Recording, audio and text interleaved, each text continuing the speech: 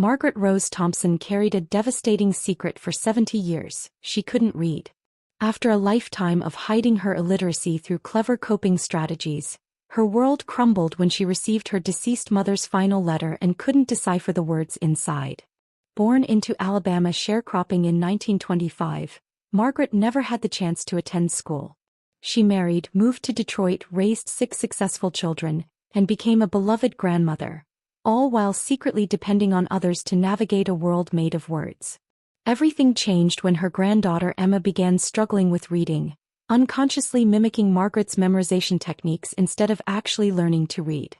Confronted by Emma's teacher and devastated by her mother's unreadable letter, Margaret finally found the courage to enroll in an adult learning center at age 70. After months of frustration and determination, Margaret experienced a breakthrough moment reading the simple sentence, "The cat sat on the mat." This triumph launched her on a journey of voracious reading and personal transformation. 2 years later, Margaret became a literacy teacher herself, using her unique understanding of adult learners' shame and fear to help others overcome their own reading challenges. Her story proves that it's never too late to learn, grow, and become who you were meant to be. Core message: age is never a barrier to learning, and our greatest struggles can become our greatest strengths in helping others. The letter arrived on a Tuesday morning in March, crisp and white against my weathered kitchen table. I stared at it for what felt like hours, my hands trembling as I traced the elegant script of my mother's name written across the front. Margaret Rose Thompson. She had been gone for 3 months, but here was her voice, reaching through death itself to find me. The envelope was thick, expensive paper that crackled when I touched it. I could smell the faint scent of her lavender perfume still clinging to the corners, as if she had held it close before sealing it away. I couldn't read it. After 70 years on this earth, after raising 6 children through measles and heartbreak and teenage rebellion, after burying my husband and watching my grandchildren graduate from colleges I'd never seen the inside of, after decades of pretending and hiding and making excuses, I sat in my empty kitchen and wept over words I couldn't decipher.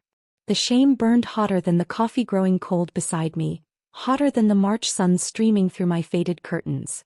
My daughter Sarah had dropped it off that morning, her eyes soft with pity as she explained that Mama had given it to her lawyer years ago, with instructions to deliver it to me exactly 90 days after her funeral. "What does it say?" I had asked, my voice barely a whisper, the words scraping against my throat like sandpaper. Sarah's face crumpled like tissue paper. "Oh Mama. I thought you could read." The words hung between us like a confession I'd spent decades hiding, like a wound I'd been covering with bandages for 70 years. In that moment something inside me shattered completely. Not just my pride, though, that lay in pieces around my feet like broken china. Something deeper. Something that had been cracking for years under the weight of a secret I'd carried like a stone in my chest, growing heavier with each passing day. I was 70 years old and I couldn't read my own mother's final words to me. The kitchen felt smaller suddenly, the walls pressing in like they were trying to squeeze the breath from my lungs. I looked around at this room where I'd fed my family for 40 years, where I'd kissed scraped knees and celebrated birthdays and mourned losses, and realized that even here in my own sanctuary I was still hiding. How many other letters had I pretended to read? How many important documents had I signed without understanding? How many moments had I missed because I was too ashamed to admit I needed help? If this story is already stirring something in your heart, I'd love to know, what time is it where you are right now and which city or state are you watching from? Drop it in the comments. Let's see how far this story is reaching. My name is Margaret Rose and I'm 52 years old now, though when this story begins I was 70 and convinced my learning days were behind me. The lines on my hands tell the story of 7 decades of work. From cotton fields in Alabama where the sun baked the skin right off your back, to factory floors in Detroit where the noise was so loud you had to read lips to communicate, from changing diapers with pins that always seemed to prick your fingers, to kneading bread in the early morning hours before the house woke up. These hands have held newborn babies and dying elders, have signed documents I couldn't read and traced letters I couldn't understand. They've been burned by stoves and cut by glass, have worked in gardens and scrubbed floors, have applauded at graduations and wiped away tears. They shake a little now, not from age but from arthritis earned through decades of labor, and sometimes I catch myself staring at them, wondering what they might have accomplished if I'd known how to read earlier. I remember the weight of that letter in my palm, how the paper felt foreign and mysterious, like holding a piece of someone else's life. The morning light streamed through my kitchen window, the same window where I'd watched my children catch school buses for years, where I'd waved goodbye to my husband Robert every morning for 38 years before cancer took him, where I'd stood countless times washing dishes while my mind wandered to dreams I thought were impossible. The house was quiet in a way that only comes when you're truly alone. Not the comfortable solitude of choosing to be by yourself, but the hollow echo of a life that had been full and was now less. My coffee had gone cold in the blue ceramic mug Robert had bought me for our 20th anniversary, the one with the chip on the handle that I refused to throw away because it held too many memories. I didn't move to warm the coffee. I just sat there holding that letter, feeling the weight of all the words I'd never been able to read, all the stories I'd never been able to lose myself in, all the independence I'd never been able to claim. How do you live 70 years keeping such a secret? You learn to memorize everything. You learn to listen with an intensity that exhausts you, soaking up every word spoken around you like a sponge. You learn to ask questions that sound casual but give you the information you need. What do you think about this article? Instead of what does this say? You learn to trace your finger along lines of text while someone else reads aloud, pretending to follow along, your eyes tracking meaningless symbols while your ears do all the work. You learn to say, "I forgot my glasses," so often that you actually buy reading glasses you don't need, just to make the lie more convincing. You learn to claim the print is too small, your eyes are tired, you'd rather hear it in their voice because they read so beautifully. You become a master of deflection, of making others feel special for helping you with something you should be able to do yourself. You learn to live in the shadows of your own life, always one step behind, always dependent on others to navigate a world made of words. You learn to smile and nod when people reference books you've never read, movies you've never seen because you couldn't follow the subtitles, signs you've walked past without understanding. But that morning, with Mama's letter in my hands and my daughter's pitying eyes burned into my memory, I realized something that would change everything. I was tired of living in the shadows. I was tired of pretending. I was tired of being less than whole. I was 70 years old and maybe it was time to finally learn to read. I was born in 1925 in a sharecropper's cabin outside Montgomery, Alabama, in a world where the color of your skin determined not just where you could sit or eat or pray, but whether you'd ever have the chance to learn to read. The cabin had 2 rooms and 9 people, with walls so thin you could hear your neighbors' conversations and smell their dinner cooking. My parents, Samuel and Ruth Washington, were good people who worked land they'd never own, under a system designed to keep them poor and powerless and grateful for even that. Daddy was a tall, lean man with hands like tree roots and a laugh that could fill a room. He'd been born into sharecropping and would die in it, but he had dreams that reached beyond the cotton fields. He could do math in his head faster than most people could with pencil and paper, could predict the weather by watching the sky, could fix anything that was broken with whatever materials he had on hand. "Smart don't come from books, baby girl," he'd tell me when I asked why we didn't go to school like some of the white children I'd seen walking past our fields. "Smart comes from paying attention to the world around you." Mama was different. She was small and fierce, with eyes that missed nothing and a determination that could move mountains. She had learned to read from her grandmother, a woman born into slavery who had taught herself letters by tracing them in the dirt behind the big house, risking beatings or worse for the crime of education. But Mama's reading was limited to the Bible and a few other books she'd managed to acquire over the years. She could sound out most words, but slowly, painfully, moving her finger under each letter like she was afraid they might disappear if she didn't hold them down. With 9 mouths to feed and cotton that wouldn't pick itself, there was no time for the kind of patience that teaching reading required. The school for colored children was 7 miles away, and only stayed open when there was a teacher and enough money to pay them, which wasn't often. Most years it operated for maybe 3 or 4 months, closing whenever the cotton needed picking or when the white school board decided they needed the money for other things. "You'll learn what you need to know," Mama would tell me as we walked to the fields before dawn, our breath visible in the cold morning air, our feet crunching through frost that would be gone by the time the sun came up. "Life's the best teacher there is." And I did learn. I learned the weight of a cotton sack when it was full, how it pulled at your shoulders and made your back ache in ways that wouldn't stop even when you slept. I learned how to read the sky for rain, how the clouds gathered and darkened and how the air felt different when a storm was coming. I learned how to make a dollar stretch until it screamed, how to feed a family on beans and cornbread and whatever vegetables we could grow in the small patch behind our cabin. I learned how to make soap from ashes and lye, how to preserve food without refrigeration, how to mend clothes until they were more patches than original fabric. I learned how to deliver babies when the midwife couldn't make it, how to treat fevers and cuts and broken bones with whatever plants grew wild around our home. But I never learned to read. By the time I was 8, I was working full days in the fields alongside the adults. By 10, I was cooking meals for the family when Mama was too tired.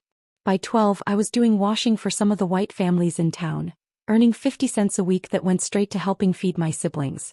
I watched some of the other children go to school when it was open, saw them carrying books and slates, and felt a longing so deep it physically hurt. But longing doesn't put food on the table or keep a roof over your head, and there was no time for dreams when survival required every ounce of energy we had. When I was 17, I met Robert Thompson at a church social. He was 22, tall and lean with skin the color of coffee and cream, with hands that were gentle despite the calluses from his work at the steel mill. He had made it through 8th grade before his family needed him to work full-time, which made him one of the most educated men I knew. "You're smart as anyone I've ever met," he told me one evening as we sat on my parents' porch, watching fireflies dance in the gathering dusk like tiny stars that had fallen to earth. "Book learning ain't the only kind of learning there is." He was right, of course. I was smart.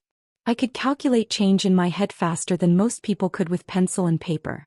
I could remember conversations word for word weeks after they happened, could tell you the birthday of every person in our church, could organize a community dinner for 200 people without writing down a single note.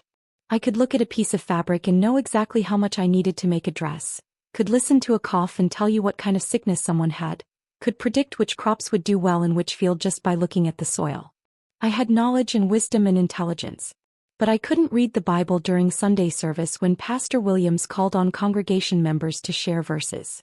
I couldn't read the letters Robert sent when he went to Detroit to find work, letters that Sarah would later tell me were full of poetry and love and promises for our future. I couldn't read the signs that would tell me which bus to take when I finally joined him there. We married in 1943. In a small ceremony at our church with flowers I'd picked that morning and a dress Mama had sewn from material Robert had saved 3 months to buy. I was 18, young enough to believe that love could overcome anything, naive enough to think that my inability to read wouldn't matter in our new life together. I moved north with a head full of dreams and a heart full of love, leaving behind everything I'd ever known for a man who promised me a better life in a city where opportunities grew like flowers after rain. Detroit was a revelation. Buildings that touched the sky and made me dizzy to look up at them, streets that went on forever in perfectly straight lines, people of every color and nationality living side by side in a way I'd never imagined possible. The noise was overwhelming at first, the constant hum of traffic and construction and life happening at a pace that made Alabama seem like it was moving through molasses. Robert found work at the Ford plant, making more money in a week than Daddy made in a month back home. I found work cleaning houses for white families in the suburbs, riding buses that smelled like exhaust and humanity to neighborhoods where the lawns were green as emeralds and the houses had more rooms than my entire family back home. The first time I got lost on the bus system, I cried for an hour in a stranger's bathroom. The street signs might as well have been written in a foreign language. The route maps were incomprehensible tangles of colored lines that meant nothing to me. I had to ask for help and had to admit to the bus driver that I couldn't read the route numbers or the destination signs. "Honey," he said, his voice kind but pitying, "you can't get around this city if you can't read." But I did get around. I learned the colors of the buses. I learned the landmarks. The red brick church on Woodward, the tall building with the green awning, the corner where the flower lady set up her stand. I learned to count stops to watch for the people who got off at the same places I did. Over the years, I developed a system that became second nature. I memorized the shapes of important words, learning to recognize stop and exit and ladies without actually understanding how the letters created those meanings. I learned to recognize the labels on cans and boxes by their colors and pictures, so I could shop for groceries without having to ask for help. I watched Robert read the newspaper every morning, drinking his coffee and shaking his head over news from Korea, from Montgomery, from Washington. I listened to the radio religiously, absorbing information through my ears instead of my eyes, becoming more informed about current events than most people who could read, because I had to work twice as hard to get the same information.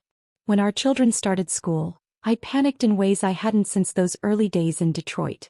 Sarah was the oldest, born in 1945 with Robert's gentle eyes and my stubborn chin, followed by Michael in 1947, then James in 1949, then the twins Dorothy and Daniel in 1951, and finally little Robert Jr. in 1952. How could I help them with homework when I couldn't read it myself? How could I communicate with their teachers when I couldn't read the notes they sent home? How could I be the mother they deserved when I was missing such a fundamental skill? You help them plenty, Robert would say when I worried aloud, when I lay awake at night wondering if my children would be damaged by my limitations. You make sure they get to school clean and fed. You make sure they know right from wrong, know how to treat people with respect, and know how to work hard for what they want. That's what matters. But I knew it wasn't enough. I watched other mothers at parent-teacher conferences, saw them reading notes from teachers, signing permission slips with confidence, discussing their children's progress using terms I didn't understand. I smiled and nodded and let Robert handle anything that required reading, playing the role of the supportive wife who deferred to her husband's education. The children never knew, or if they suspected, they were kind enough not to say anything. When Sarah started bringing home books from the library, I would sit with her while she read aloud, memorizing the stories so I could discuss them with her later. When Michael needed help with his math homework, I could do the problems in my head but had to ask him to read them to me first, claiming my eyes were tired from working all day. They thought I was being helpful, encouraging them to read aloud. They never knew I was teaching myself through them, learning stories and information secondhand like someone watching a movie through a window. As the years passed, the secret became easier to keep but harder to bear. I watched my children graduate from high school, watched them go to college on scholarships they'd earned through hard work and intelligence that definitely didn't come from me. I watched them become teachers and nurses and engineers, professionals who worked with their minds instead of their hands. I was proud, so proud it hurt sometimes, but there was always that hollow space inside me, that place where the words I couldn't read lived like stones. When they talked about their classes, their professors, their research, I nodded and smiled and asked questions that would give me enough information to keep up with the conversation. But I always felt like I was standing outside looking in, like there was a whole world they inhabited that was forever closed to me.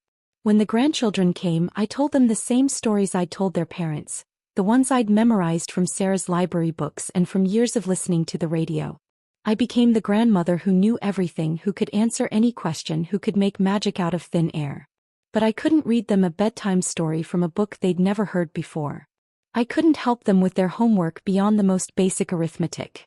I couldn't read the notes they wrote me in their careful, childish handwriting, the ones that said, "I love you, Grandma," and "Thank you for the cookies," and "Will you come to my school play?" Robert died in 1982 and suddenly I was alone with my secret. No one to read the mail to me, no one to handle the insurance paperwork, no one to navigate the increasingly complex world of words that seemed to grow more complicated every year. I learned to cope, learned to ask for help in ways that didn't reveal my illiteracy, learned to live independently despite the barrier that words created between me and the world. But Mama's letter changed everything. The first shock came 2 weeks after I received the letter, on a day when the autumn air carried the promise of winter and my arthritis was acting up from the changing weather. I was sitting in Dr. Patterson's office, waiting for my annual checkup, when I heard a voice I recognized calling my name. "Mrs. Thompson?" "Margaret Thompson." I looked up from the magazine I'd been pretending to read, holding it at just the right angle so it looked like I was following along with the words, and saw a young woman with kind eyes and a clipboard approaching me. She looked familiar, but I couldn't quite place her. One of the disadvantages of meeting so many people through my children and grandchildren over the years. "I'm Jennifer Martinez," she said, settling into the chair beside me with the easy confidence of someone who was used to talking to parents and grandparents. "I was your granddaughter Emma's teacher last year. 2nd grade at Riverside Elementary." The recognition hit me like a physical blow, like someone had reached into my chest and squeezed my heart with cold fingers. Emma was Sarah's youngest, the one who had been struggling with reading, the one who had been held back a grade because she couldn't keep up with her classmates. "Oh yes," I said, my voice carefully controlled and neutral, the way I'd learned to speak when I was afraid of giving something away. "How are you, dear?" "I'm good, thank you for asking. I actually wanted to talk to you about something if you have a moment." Jennifer's voice was gentle, but there was something in her tone that made my stomach clench with anxiety. "Emma mentioned that you've been helping her with her reading at home?" Oh. No, no, no. The waiting room suddenly felt too small, too warm, too full of people who might overhear whatever conversation was about to happen. I could feel sweat starting to gather at the back of my neck, could feel my hands growing damp with the particular kind of fear that comes when you're about to be found out. Well, I try to, I said, forcing a smile that felt like it might crack my face. You know how it is with grandmothers. We do what we can. Jennifer leaned forward slightly, her expression concerned but not unkind. Mrs. Thompson, I don't want to overstep and please stop me if this is inappropriate, but I've noticed that Emma has developed some unusual reading habits. She tries to memorize entire pages instead of actually reading the words. She gets very upset when asked to read something she hasn't seen before. She seems to have developed coping strategies that are quite sophisticated for a child her age. Each word felt like a small blade sliding between my ribs. Emma was doing exactly what I had done, exactly what I had inadvertently taught her through our time together. She was learning to fake reading instead of actually reading, learning to memorize instead of decode, learning to hide her struggles in the same way I'd been hiding mine for 70 years. I'm not sure what you mean, I said weakly, but even as the words left my mouth, I knew she could see right through them. Mrs. Thompson, Jennifer said gently, her voice dropping to nearly a whisper, is it possible that Emma has learned these coping strategies from someone else? Someone who might be struggling with reading themselves. The question hung in the air between us like an accusation, like a spotlight suddenly turned on a corner I'd been hiding in for decades. I wanted to deny it, wanted to defend myself, wanted to stand up and walk out of that waiting room and never come back. Instead I started to cry. Not gentle tears, not the kind that come from sadness or joy. These were the tears of shame, hot and angry and full of years of hiding, years of pretending, years of feeling less than whole. I can't read, I whispered, the words tearing from my throat like pieces of my soul being ripped away. I'm 70 years old and I can't read and I think I've ruined my granddaughter. Jennifer didn't look shocked or pitying or disgusted. She just nodded as if she'd suspected all along, as if this conversation was one she'd had before with other grandparents, other family members who had been carrying similar secrets. Mrs. Thompson, she said quietly, you haven't ruined anything. Emma is a smart, capable little girl who loves you very much. But she does need to learn to read properly and maybe this is an opportunity for both of you. She reached into her bag and pulled out a business card, placing it gently in my trembling hands. This is the Westside Adult Learning Center. They have programs specifically designed for adults who want to learn to read. The woman who runs it, Patricia Williams, is wonderful. Very patient, very understanding. I stared at the card, at the letters that meant nothing to me and felt something shift inside my chest. Fear, yes, but also something else.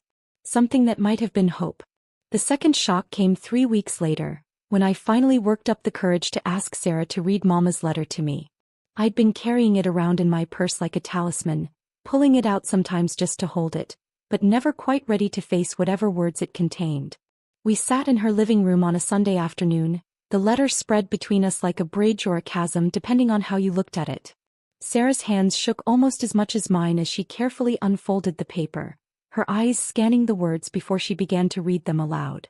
Dear Margaret Rose, she began, her voice thick with emotion that I didn't understand yet. If you're hearing this, then I'm gone, and you're finally ready to hear what I should have told you years ago. My heart hammered against my ribs like a bird trying to escape a cage. What could Mama possibly have to say that she couldn't say while she was alive? What secrets had she been carrying that required a letter from beyond the grave? I know you can't read this yourself, baby girl. I've always known. Sarah's voice broke on the words, and she had to pause to compose herself before continuing. And I know you think it's your fault, think it's something to be ashamed of. But I want you to know that it's my fault, not yours. I failed you and I've regretted it every day since. Failed me? How had she failed me? I was scared, Margaret. Scared of the white folks who didn't want us educated, scared of what might happen to our family if we got too uppity, if we attracted the wrong kind of attention. I'd heard stories about colored families who pushed too hard for education, who ended up with burned crops or worse. I let fear keep me from teaching you and I've carried that guilt for 50 years. Sarah was crying now, tears streaming down her face as she read our mother's words. I felt like I was floating outside my body, like I was watching this scene happen to someone else. But I also want you to know that you are the smartest, strongest, most capable woman I've ever known. You raised 6 children who became good people. You loved a man who deserved your love. You held our family together through times that would have broken other people. You did all of that without reading a single word. He was proud of me. Even knowing my secret, even knowing my shame, she was proud of me. I'm not telling you this to make you feel better about not reading. I'm telling you this because I want you to know that learning to read wouldn't make you more worthy of love or respect. You already have all the worth in the world. But if you want to learn, if you're ready to learn, then don't let anyone tell you it's too late. Don't let anyone tell you that you're too old or that it doesn't matter. Sarah looked up at me, her eyes bright with tears and something else. Hope, maybe. Possibility. There's more, she said, her voice barely a whisper. I've left you some money, Margaret. Not much, but enough. I want you to use it to learn to read if that's what you want. I want you to have the choice I never gave you. I want you to know that it's never too late to become who you were meant to be. Who you were meant to be. The words echoed in my mind as Sarah folded the letter and placed it gently in my hands. Mama had left me $3,000 and a challenge that terrified me more than anything I'd ever faced.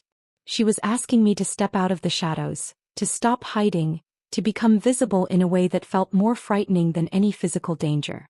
Mama, Sarah said softly, what do you want to do?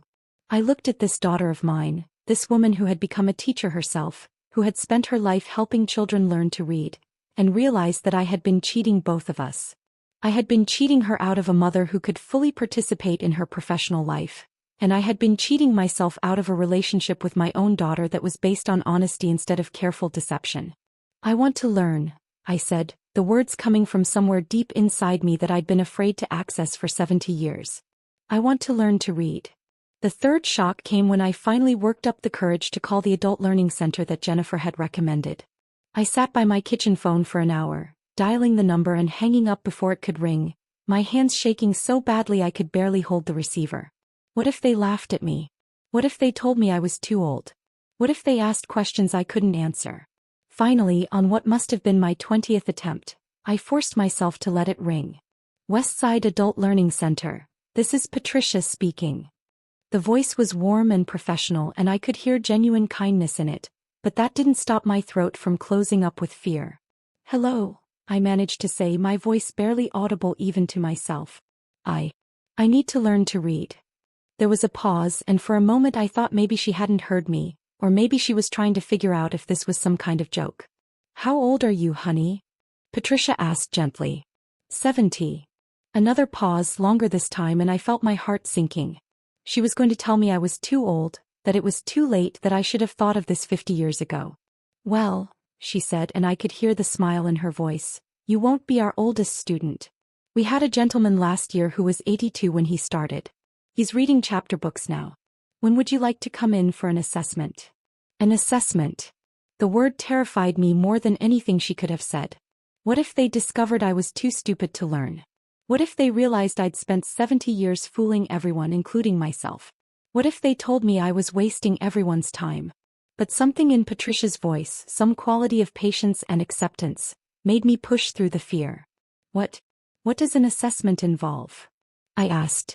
Nothing scary, she said quickly, as if she could hear the panic in my voice. We just need to understand where you're starting from so we can design a program that works for you. We'll look at what you already know. And trust me, you know more than you think, and figure out the best way to build on that. What I already know. The idea that I might already know something, that I might have skills that could be built upon, was revolutionary. We made the appointment for the following Tuesday at 10 in the morning. I didn't sleep for 3 days. The fourth shock was walking into that learning center and discovering that I wasn't alone. I had imagined myself as the only person pathetic enough to reach 70 without learning to read, the only one too stupid or too stubborn or too proud to admit they needed help. Instead, the room was full of adults of all ages, all backgrounds, all quietly working on the same fundamental skill that I lacked.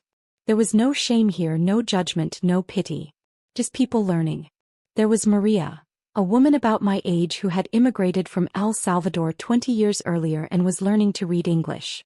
She spoke 3 languages fluently but had never learned to read in any of them, having grown up in a village where literacy was a luxury her family couldn't afford. There was James, a man in his 40s who had dropped out of school in 3rd grade to work and support his family after his father died.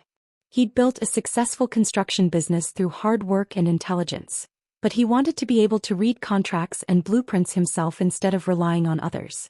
There was Linda, a woman in her 30s who had hidden her illiteracy through 2 marriages and 3 children, who had finally decided she wanted to be able to help her kids with homework and read them bedtime stories. We all had our stories.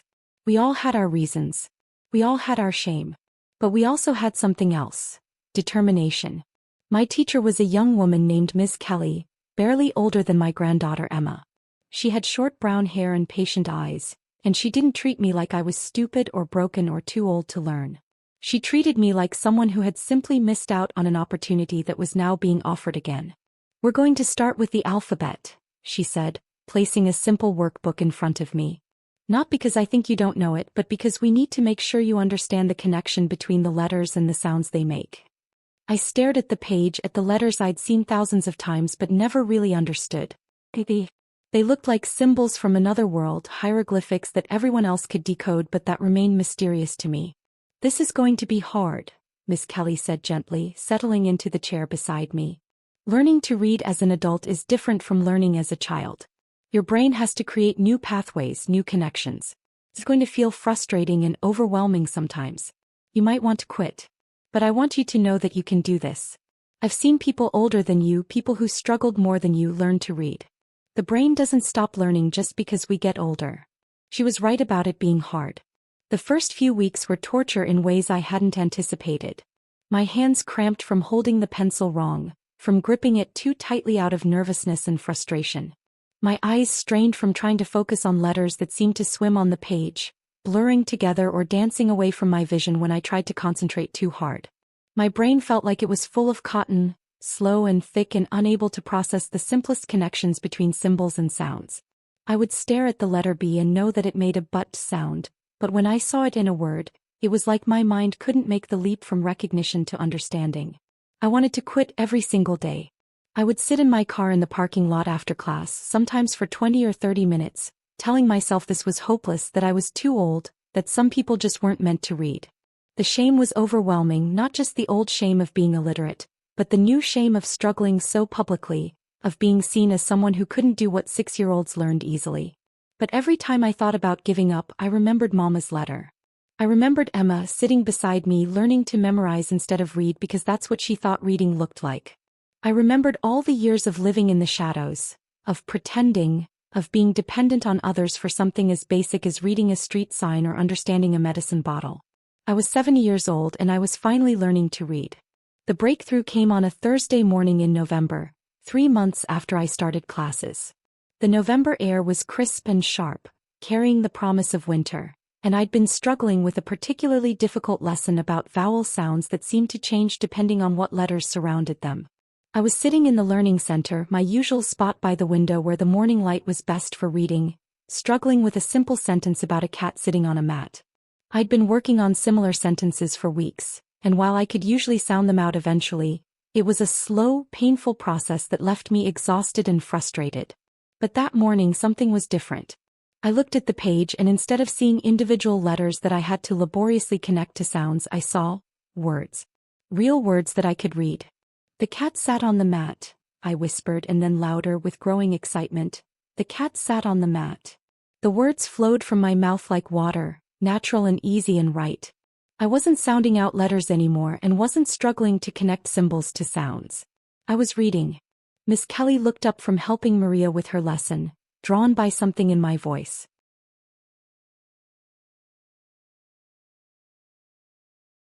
Someone who could speak to the shame and fear that kept so many people from seeking help.